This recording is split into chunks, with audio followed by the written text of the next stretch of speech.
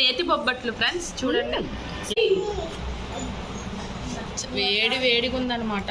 Cover అయితే తీసాను ఇప్పుడే. చాలా వేడిగా ఉంది, చాలా టేస్ట్ ఉంటుంది అనమాట. ఇదైతే MVP దగ్గర మంచి ఫేమస్ అనమాట.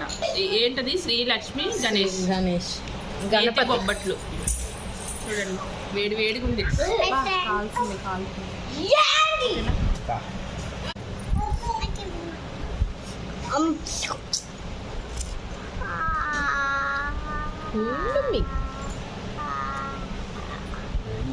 చాలా బాగుంది. వేడిగా ఉంది, కాలుతుంది.